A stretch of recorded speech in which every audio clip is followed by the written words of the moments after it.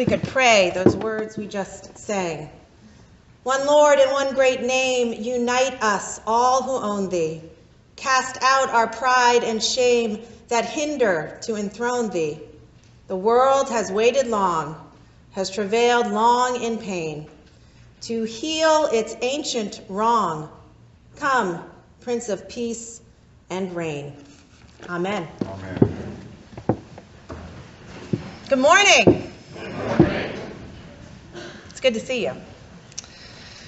A few weeks ago, I was talking with a doctor at a hospital, and they were telling me about a meeting they had recently attended where they were discussing patient satisfaction surveys. You know, when they discharge a patient and you're asked, how was your experience? How would you rank your service?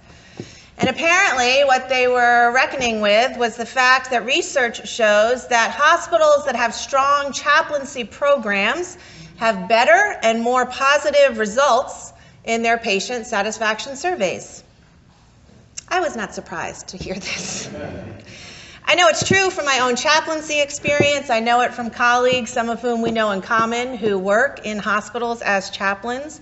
When spiritual and emotional health are valued in the same way as physical health, it makes a difference.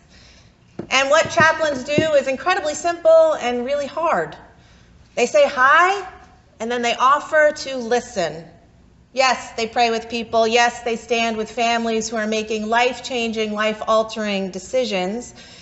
But the majority of the time is just spent listening, paying attention, and being present as someone shares their story, tells you about who they are and why they're there, tells you what matters and who matters in their lives and why and where and how their life has found meaning. And regardless of the physical ailment or inevitable outcome, when you listen to someone tell their story in that way and you let go of your preconceived judgments and you get curious and let go of what you expect to hear, when you listen with your whole heart, inevitably you hear the healing that they are really looking for. Now, if this morning's story with Jesus happened in a hospital room and he was the chaplain, he should be fired. And I'm not being blasphemous here, and I'm going to cut him some slack, but this is not the good shepherd lovingly draping a lost sheep around his shoulders, is it? This is Jesus at his most human. Jesus, just like you and me. Yes, Jesus is God. And yes, God sent his only Son into the world to share our human nature, which includes living and dying as one of us, but all the messiness in between. And it's the most revolutionary and unique aspect of the Christian faith tradition, without which the resurrection is kind of meaningless. God became one of us, and part of human nature is just not getting it right all the time. And I think that's hard for us to take in about Jesus. I think it's a lot easier for us to just think, oh, Jesus is God, and therefore he's totally different than me. But incarnation is the central claim of our faith. God made us for God. And then God became one of us so we could see how much we are loved and we could see what good we are capable of. And embracing Jesus' full humanity is the only way we can connect it to our own and therefore practice Christ's divinity in our lives. Now, Jesus and the disciples are walking through a neighborhood where they don't belong. They've left their familiar neighborhoods. They are strolling through the streets of the Syrophoenicians and the Canaanites. And those names just don't mean anything to us because we don't live then and there. So we have to make an analogy. I'm perfectly comfortable strolling through the streets of Ruxton and Riderwood. I am not perfectly comfortable strolling through the streets of Sandtown and Pigtown. And the names aren't what's important.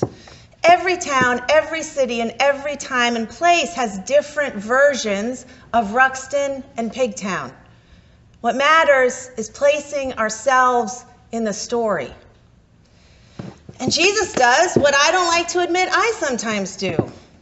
This woman who is not Jewish, she is not one of them, comes running, asking to be seen and to be heard and shouting for help.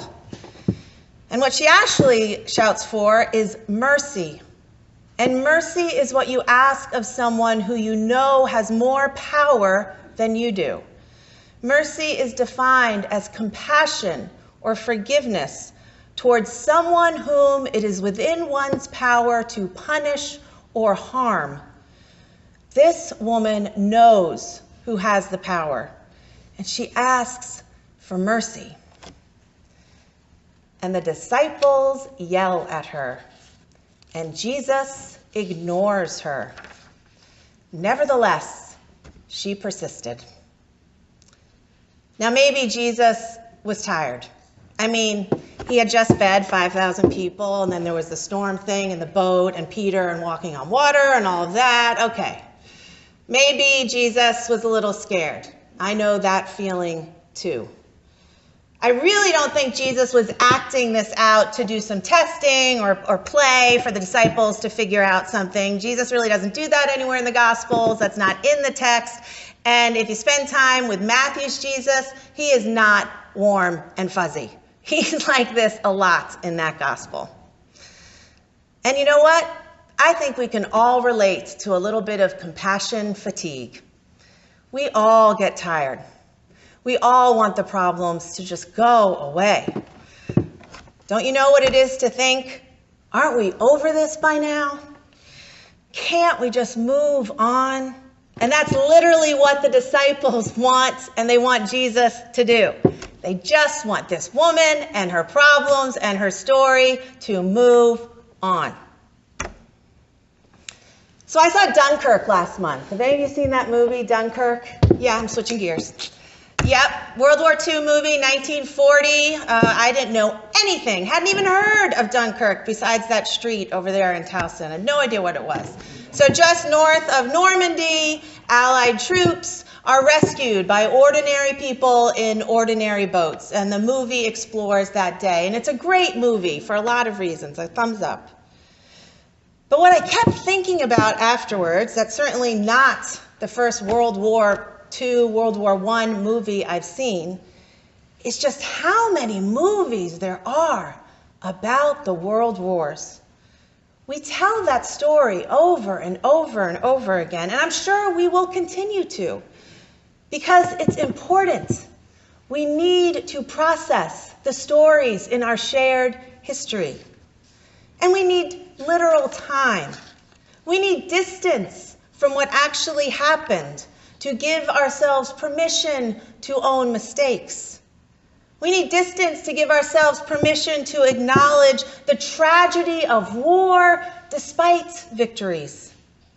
Permission to acknowledge the time and loss it took before institutions like the church named the evil of what was happening. We all know and believe in the value of learning those stories, of learning about our shared history. Because even though we have moved on, we know we are who we are now because of who we were then. Now, at first, Jesus tells this woman it wouldn't be fair to help her, that the power he has is not for people like her, it's for people like him. And Jesus is so like us in this moment of forgetting, just forgetting.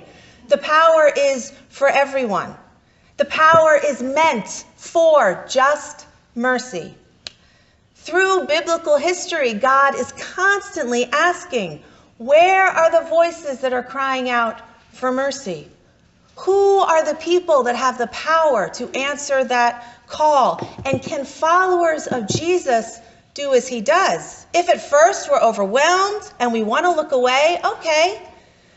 But at some point, can we engage in that wholehearted listening?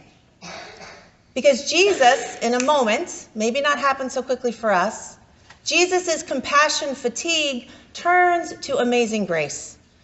and he realizes the Canaanite woman matters, and he needs to be present to her story. And it's exactly who he came to serve. Her faith, her persistence turns his heart. And the disciples and us are empowered by this incredible level of self-awareness. His ability to remember the larger purpose of God's mission. Every single time a Christian community gathers for worship anywhere in the whole world, all we do is listen to our history, some of which includes really difficult stories. Stories about brothers selling one another into slavery, like we heard from Joseph. Stories of men sending women and their children into the desert to fend for themselves, like Abraham and Hagar. Stories of wars and monarchs, of people abusing power, of some people risking everything for the sake of people who have none. We listen to these stories and we find ourselves, because in every single one, inevitably, eventually, God's purpose is made known. There may be death, but there is always resurrection. There may be periods of darkness, but it never conquers the light. And in our time and place, there are stories of our shared past that are hard for us to hear, and that require a lot more listening and less talking, a lot more curiosity and less judgment and preconceived ideas, and that require the willingness to do what Jesus does this morning. Because when brothers and sisters persist in saying, "Have mercy, there are demons that need to be healed," we can choose to be like Jesus and just let ourselves be surprised, encouraged, and changed by their persistent faith. We prayed in our psalm this morning, "Oh, how good and pleasant it is when brothers and sisters live together in unity." Unity is an agreement. Unity is the ability to work towards a common good. And if that's what we want, and if that's what we believe, then we, the people who have the power, have to listen so that we can hear what really needs healing. Amen. Amen.